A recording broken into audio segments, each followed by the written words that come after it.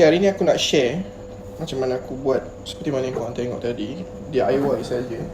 Okay, first thing first, korang kena beli this one. Okay, a motorcycle record.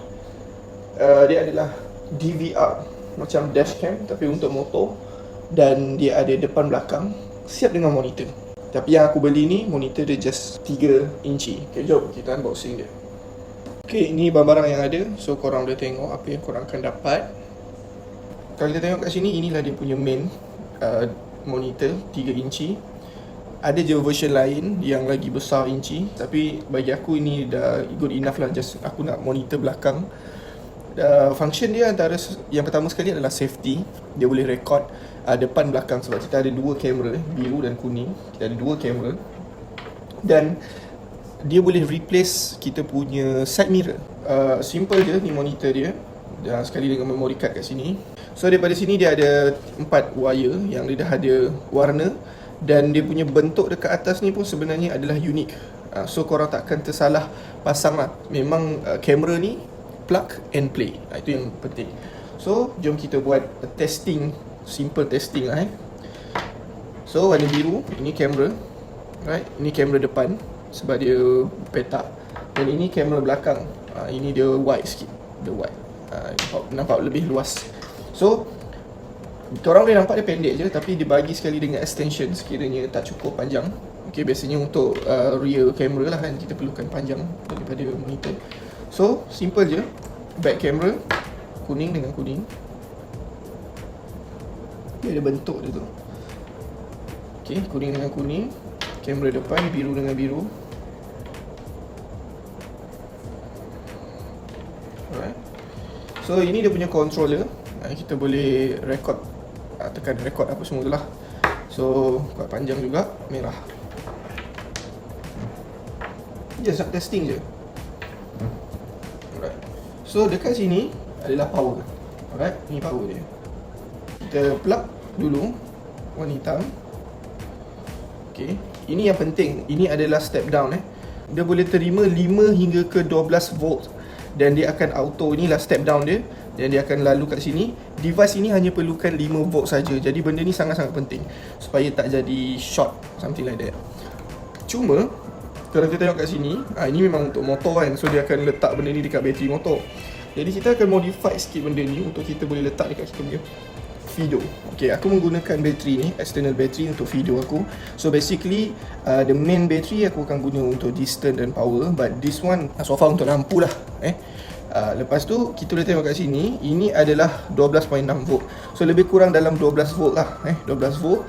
Jadi sebab tu kita perlukan step down untuk dia jadikan 5 volt pergi ke device. So daripada sini je aku guna DC. Okay, ni tempat charger, ni tempat output, input output. Jadi kat sini aku ada benda ni, aku ada kat Shopee juga, a switch, a simple switch. DC tu DC juga, male to female. So daripada sini aku connect ni. So kita dapat satu switch lah. So dekat sini yang kita nak connect yang this one. So daripada sini kita ada positive and negative. Jadi aku ada beli satu barang ini dekat Shopee 80 sen je. Shipping dia je yang mahal, membuatkan dia jadi macam dalam RM5 macam tu lah. Jadi dekat sini kita akan convert daripada wire ni, kita masuk kat sini dan jadikan dia female. So kita masuk macam ni. Dan kita terus dapat step down ni. Jom. Macam ni ada. Tarik je.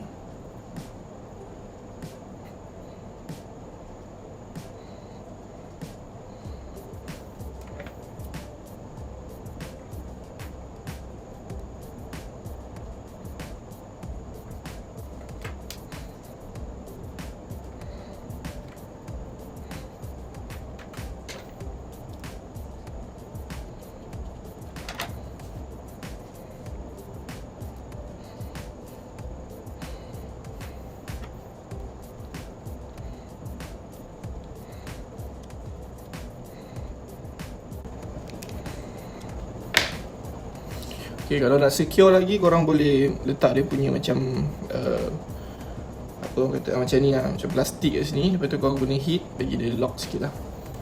So macam ni pun dah good, dah enough lah. So jom kita try. So ini bateri aku. Swiss. Aku tak tahu siapa. Okay. Dah lah. Aku off on dekat sini saja dan kita terus dapat dua kamera. So macam kat sini ni kamera belakang. Dekat dapur. Dah lah. Nice. Dan ini kamera depan. Terbalik macam ni. Kat sini kamera PIP. Okay, picture in picture. Tapi aku akan remove jugalah benda ni, tak ada masalah. Aku akan remove juga benda ni. So jadi satu je. So benda ni dia auto record. So right now dia tengah record. Dan kita terus dapat replacement lah untuk dah tak perlu pakai side mirror. Depends on this one je. Boleh nampak lah kereta belakang apa semua kan. Ya, itu saja. Kalau korang berminat dengan semua barang ni, aku akan letak link dekat bahagian description bawah. Dan jangan lupa untuk subscribe The Tulin. Ciao, Assalamualaikum.